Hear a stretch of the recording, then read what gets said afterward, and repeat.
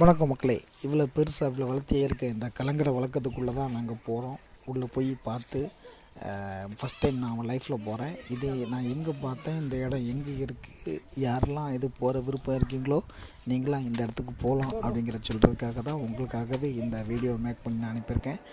கண்டிப்பாக இது உங்களுக்கு பயனுள்ள ஒரு வீடியோவாக இருக்கும். கண்டிப்பாக இந்த ஃபுல் வீடியோவில் லாஸ்ட்டில் இது எந்த இடம் எங்கே இருக்குது, எப்படி இருக்குது, நான் எப்படி உள்ளே போனேன், ஒவ்வொரு ஸ்டெப்பாக அந்த வீடியோவை பாருங்கள். உங்களுக்கு கண்டிப்பாக இதில் ஒரு காண கிடைக்காது. இப்போ நீங்கள் பார்த்துருக்க இந்த பிரம்மாண்டமான ஒரு காட்சி உங்கள் கண்ணில் கிடைக்கும்.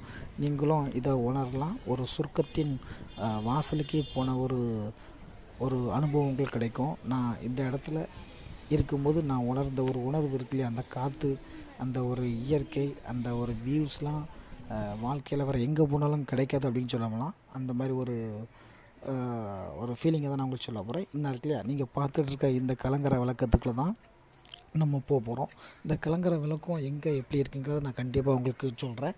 Don't worry. இது வந்து என்ட்ரன்ஸு, இந்த இடத்தோட என்ட்ரன்ஸு, இந்த கலங்கரை விளக்கத்தோட என்ட்ரன்ஸு. கண்டிப்பாக இது வந்து ஒரு சிட்டிலேயோ பெரிய ஒரு கப்பல் போக்குவரத்து இந்த இடமே கிடையாது. ஒரு சாதாரண ஒரு கிராமத்தில் இருக்கிற ஒரு இடம் தான். உள்ளே வந்து 10 ரூபா டிக்கெட்டு, ஒரு ஆளுக்கு 10 ரூபா. நான் ஃபேமிலியோடு போனனால 35 ரூபா வாங்கிட்டாங்க. ஏன்னா என் பையன், என் ஒய்ஃபு, இன்னொரு சின்ன பையன், அவங்களுக்கு எல்லாம் சேர்த்து 35 ரூபா வாங்கிட்டாங்க. உள்ளே போனால் நல்ல ஒரு டீசெண்ட்டு, நல்ல ஒரு சுத்தமாக தான் இருக்குது. அதில் எந்த ஒரு மாற்று கருத்து இல்லை. குழந்தைகள் விளாட்றதுக்கு கார்டன்லாம் வச்சுருக்காங்க.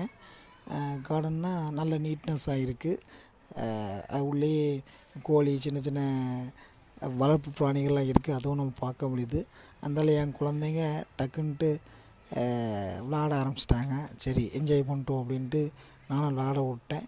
சரி, அதில் நல்ல ஒரு நீட்னஸ் இருந்துச்சு. அது கூடவே டீ குடிக்கிறதுக்கு, காஃபி குடிக்கிறதுக்கு, அப்புறம் அதை எதோ வாங்கி சாப்பிட்றதுக்குலாம் இந்த கேண்டீன்லாம் இருந்தது. நல்ல ஒரு சிறப்பானது. சாப்பாடு நல்லா இருந்தது. ஒரு சீப் அண்ட் பெஸ்ட்டு தான். அப்புறம் சிட்டிங் ஃபெசிலிட்டி, குழந்தைங்க விளையாடி இருந்தாலும் நம்ம அந்த கார்டனில் உட்காந்து அதில் வந்து டைம் பாஸ் பண்ணுற அளவுக்கு நல்ல நீட்னஸாக நல்ல ஒரு இதாக இருந்தது. இப்போது இந்த கலங்கரை விளக்கத்துக்குள்ளே நாங்கள் போகிறதுக்குள்ள பிளான் பண்ணிட்டோம். என்னுடைய பையன் ஓடி போகிறான் அவங்க உள்ளே போகிறதுக்கு அப்படின்ட்டு. ஆனால் நாங்கள் கேள்விப்பட்டது என்ன, எனக்கு கண்டிப்பாக இதில் உடன்பாடு இல்லை. ஏன்னா குறைஞ்சது 1 கிலோமீட்டர் ஹைட்டில் ஏறணும்னு நினைக்கேன். நான் எப்படி ஏறிடுவேன்னு எனக்கு தெரியல. எனக்கு கொஞ்சம் அரைக்குறை மனசாக தான் நான் உள்ளே போயிட்டு இருந்தேன். ஆனால் நடந்தது வேறு. அதை நீங்கள் என்ன நடந்துச்சு நீங்களே பார்த்துடுங்க. உள்ளே என்ட்ரன்ஸ் ஆகிறேன். என் பையன் உள்ளே ஆர்வக்குள்ளாரில் என்னையும் உள்ளே விடாமல், அவனும் உள்ளே போகாமல் என்னை போட்டு குமைச்சிட்டு இருக்காப்புல. உள்ளே போனோன்னே எனக்கு சாக்கு, எம்மாடி இவ்வளோ பெரிய இடத்துலையா நமக்கு போகிறோம் அப்படின்ட்டு ஏறி போகிறோம் அப்படின்னு பார்த்தா அதில் ஒரு லிஃப்ட் வச்சுருந்து என்னுடைய குட் டைம். அந்த லிஃப்ட் ஒர்க் ஆச்சு. எனக்கு கண்டிப்பாக அந்த லிஃப்ட்டில் போகிறதுக்கு பெர்மிஷன் கொடுத்துருக்க மாட்டாங்களா இருக்கும். யாருமே இல்லை. அதை பயன்படுத்தி நான் லிஃப்ட்டில் போடலாங்கன்னு முடிவு எடுத்தேன். அதேமாதிரி லிஃப்ட்டில் போயிட்டேன். நீங்கள் இப்போ மேலே பார்க்குறது இவ்வளோ ஹைட்டில், குறைஞ்சது 1 கிலோமீட்டர் மேலே ஹைட்டில் சுற்றி ஏறி போனோம். அது எந்தளவுக்கு நம்ம ஏறி போவோங்கிறது சாத்தியம் கிடையாது. ஆனால் நம்ம ரிட்டன் வரும்போது இறங்கி வரணும் அப்படிங்கிற ஒரு மைண்ட் செட்டில் தான் இருந்தோம். என்னுடைய நல்ல நேரம் அப்படி தான் சொல்லலாம். அந்த அந்த இதெல்லாம் ரெடி பண்ணி வச்சுருந்தாங்க. அதாவது லிஃப்ட்டு ரெடி ஆகிடுச்சு. அதனால் நான் எங்கள் ஃபேமிலியோட லிஃப்ட்டில் ஏறி உள்ளே போகிறோம். யாரும் தடுக்கலை, அல்ல எங்களை யாரையும் கவனிக்கலையான்னு தெரியல. எங்களுடைய நேரம் நல்ல நேரம்னு நினைக்கிறேன். அதனால் லிஃப்ட்டில் போவோம்.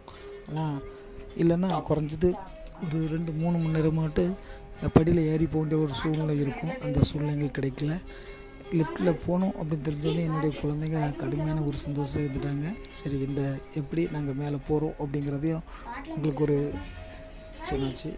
அதில் வந்து எல்லா லிஃப்ட்லேயும் 1, 2, 3 இருக்கும். இது வந்து அதில் டாப்னு ஒன்று போட்டிருக்கு. நாங்கள் தெரியாமல் 2ஆம் நம்பர் அமுக்கிட்டோம். திரும்ப நாங்கள் டாப்பில் அமுக்கிறதுனால திரும்பவும் 2ஆம் நம்பரில் அந்த லிஃப்ட் நின்று டாப்புக்கு போகுது. ஒரு நல்ல எக்ஸ்பீரியன்ஸு. ஒரு சென்ட்ரல் கவர்மெண்ட்டோடு இருக்கிற ஒரு இடத்துல ஒரு இதில் அந்த இதில் ஏசிலாம் வச்சுருந்து நல்ல ஒரு கம்ஃபர்டபுளாக இருந்தது. அது ஆச்சரியம் தான். செகண்ட் ஃப்ளோரில், அதில் செகண்ட் ஃப்ளோர்னு ஒன்று இருக்குது. அதில் நின்றுட்டு நாங்கள் அதில் நின்று அதுக்கு ஒரு க்ளோஸ் பண்ணதுக்கப்புறம் தான் நாங்கள் வந்து டாப்புக்கு போகணும் அப்படிங்கிற ஒரு நாள் அதை வெயிட் பண்ணி ஏறும். டாப்புக்கு வந்து அடைஞ்சிட்டோம். உங்கள் கண்ணு முன்னால் நாங்கள் ஓப்பன் ஆகி உள்ளே போகிறோம். என்னுடைய வாழ்க்கையின் இவ்வளோ பெரிய டாப்பில் இருந்து நான் காற்றோட்டம் அதுக்கு மேலேயும் ஒரு இது இருக்குது பார்த்துடுங்க. இவ்வளோ பெரிய இருந்து இவ்வளோ பெரிய ஒரு காற்றோட்டம், இவ்வளோ ஒரு பிரமிப்பு நான் பார்த்தது என்னுடைய வாழ்க்கையில இதுதான் ஃபஸ்ட் டைமு. இந்த அனுபவம் கண்டிப்பாக நீங்களும் எடுத்துக்கலாம். இதை பாருங்கள். இதோட டாப்பில் எனக்கு அந்த கலங்கரை விளக்கத்தோட டாப்பில் நின்றுக்கிட்டு இருக்கேன். காற்று ஜில்லுன்னு அடிக்குது. அந்த வியூஸே பயங்கரமாக இருக்குது. ஆனால் உண்மையை சொல்ல போனால் செம்மையான பயமாக இருந்தது. நல்ல ஒரு பயம் இருந்தது. அந்த என்னுடைய ஃபோன் கீழே விழுந்துருமோ, அதாவது என்னுடைய கண்ட்ரோலை மீறி இந்த ஃபோன் கீழே விழுந்துருமோ அப்படிங்கிற ஒரு பயம் வர்ற அளவுக்கு அவ்வளோ ஒரு படபடப்பாகவும் அவ்வளோ ஒரு லைட்டாக தலை சுற்றுற மாதிரி உள்ள ஒரு ஃபீலிங்கில் இருந்தது. ஆனால் வியூஸு பக்கா அடிச்சிக்கவே முடியாது அந்தளவுக்கு வியூஸ் இருந்தது. ஒரு கிட்டத்தட்ட அந்த படியை இடத்த கையில் வச்சு நடக்காத ஒரு ஃபீலிங் தான். அந்தளவுக்கு மனதில் பயத்தோடு நடந்து போயிட்டுருந்தேன். இங்கேருந்து பார்க்கும்போதே தெரியுது எந்த அளவுக்கு ஹைட்டாக இருக்குது. இதுலேருந்து எப்படி கம்யூனிகேட் பண்ணுறாங்க, இங்கேருந்து எப்படி கப்பலுக்கெலாம் இந்த ஒளி வீசுதுங்கிறது கண்டிப்பாகவே இதில் தெரியுது. இதுக்கு ஒரு மேலே இன்னொரு ஸ்டெப்பு நான் வர்ற என்ட்ரன்ஸ்லேயே காட்டினேன். அங்கே எல்லாத்தையும் அனுமதிக்க மாட்டாங்கன்னு நினைக்கிறேன். இருந்தாலும் நான் ஒரு நிருபர் அப்படிங்கிறனால அவங்ககிட்ட கேட்டு மேலே ஒரு பெர்மிஷன் எடுத்து உள்ளே போகலாமான்னு பார்க்குறேன். சப்போஸ் அதுவும் மேலே போனதுக்குள்ள ஒரு இதுவும் ஃபுட்டேஜ் இருக்குது. நான் போனேன்னா போவே இல்லையா அப்படிங்கிறத நான் உங்களுக்கு இந்த வீடியோட இண்டியன்ஸு காட்டுறேன். செம்மையான ஒரு செம்மையான வியூ நீங்களே அதை பார்க்கலாம். அருமையாக இருக்கும். நல்ல ஒரு எக்ஸ்பீரியன்ஸு. அந்த காற்று அப்படி ஜில்லுன்ட்டு சொர்க்கத்துக்கே கொண்டு போன ஒரு ஃபீலிங்கில் அந்த காற்று வந்துக்கிட்டே இருந்துச்சு. இங்கேருந்து எவ்வளோ தூரமும் நம்ம அதை பார்த்துக்கலாம். அந்த அளவுக்கு ஒரு பிரமிப்பு, நல்ல ஒரு பிரமிப்பு. வெறும் 10 ரூபா தாங்க, ஒரு 10 ரூபா தான் டிக்கெட்டு. வெறும் 10 ரூபா தான் அந்த டிக்கெட்டு. கண்டிப்பாக நீங்கள் அவரோட எதிர்பார்த்தது எனக்கு புரிஞ்சு போச்சு. இது சரிப்பா எந்த இடத்துல எங்கேருந்து இதை பார்க்கிங்க அப்படின்ட்டு கண்டிப்பாக நீங்கள் கமெண்ட்லையும் கேட்பீங்க. உங்கள் மனசுக்குள்ளேயும் ஒரு கேள்வி வரும். இது எந்த இடம்னா ரொம்பலாம் ஒன்றும் தூரம் கிடையாதுங்க. நம்ம திருநெல்வேலி மாவட்டம் தான். திருநெல்வேலி மாவட்டம்னு சொன்ன உடனே உங்களுக்கு திருநெல்வேலி மாவட்டமா, அங்கே எங்கடா கடல் இருக்குன்ட்டு நிறைய பேர் கேட்க வாய்ப்பு இருக்குது. திருநெல்வேலி மாவட்டத்தில் ராதாபுரம் தொகுதியில் கூத்தங்குளிக்கு பக்கத்தில் இந்த இடம் இருக்குது. இது ஒரு துறைமுக சார்ந்த பகுதியோ அல்லது ஒரு சிட்டியோ கிடையாது. இது ஒரு தூத்துக்குடிக்கும் கன்னியாகுமரிக்கும் இடையில கலங்கரை விளக்கமே இல்லை. அந்த ஒரு மீனவ மக்களுக்கு ஒரு கலங்கரை விளக்கம் வேணும் அப்படிங்கிறதுக்காக நம்மளுடைய சென்ட்ரல் கவர்மெண்ட்டோட ஒரு முயற்சியோடு இது வச்சுருக்காப்புல. இதன் பயணமாக தான் போயிருக்கோம். இங்கேருந்து நிறையா அந்த உள்ள ரொம்ப தூரத்துலேருந்து அந்த பசங்களை ஜூம்லாம் பண்ணி பார்த்துட்ருக்கோம். அடுத்த வீடியோ உங்களுக்கு நான் ஒன்று அனுப்புவேன். அது என்னென்னா, இதுலேருந்து நான் ஜூம் பண்ணி பார்க்குறேன். அந்த வீடியோவில் ஒரு கோயில் இருக்குது. அந்த கோயில் ஒரு வரலாற்று ஒரு இடம் பிடிச்ச ஒரு கோயில். அந்த கோயில் புனித சவேரியார் அப்படின்னு ஒருத்தர் இருக்கார். அவர் உங்களுக்கெல்லாம் தெரிஞ்சிருக்கும். அவர் வாழ்ந்த இடம் இருக்குது. அவர் அந்த கடலுக்கு நடுவில் ஒரு பாறையில் இருந்து தவம் செஞ்சுருக்காரு.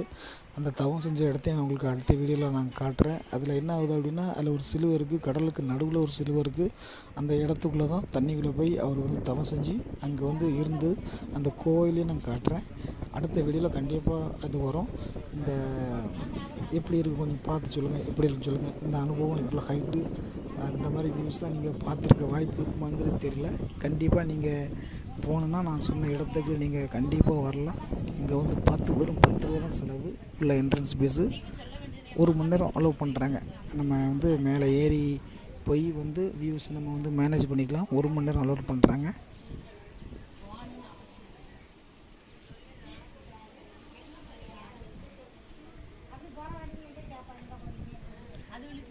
சரி, இதுக்கு மேலே ஒரு இடம் இருக்குது. அது ரொம்ப அந்த லைட்டு எரியிற பகுதி அதுதானா. நான் அங்கே உள்ளே போகிறதுக்கு முயற்சி பண்ணேன். ஆனால் மேலே ஏறி போயிட்டு இருக்கும்போது மேலே உள்ள எல்லாம் என்னைய ஸ்டாப் பண்ணிட்டாங்க. ஆக்சுவலி இது இங்கெல்லாம் வரக்கூடாது, இது உங்களுக்கு பர்மிஷன் கிடையாது, இங்கே வர்றதுக்கு பர்மிஷன் இல்லை அப்படி சொன்னாங்க. இருந்தாலும் என்னோட மேலே ஏறி அந்த ஃபுல்லாக ஏறி ஓகே எவ்வளோ ஹைட்டு இருக்குது, அதோட ஒரு இது என்ன இருக்குதுன்னு பார்க்கறதுக்கு ஆசைப்பட்டேன். நான் ஏறிட்டேன். ஓரளவுக்கு எனக்கு அந்த ஃபீலிங் கிடச்சிது. இந்த வீடியோ எப்படி பிடிச்சிருந்தா கமெண்ட் பண்ணுங்கள், லைக் பண்ணுங்கள்.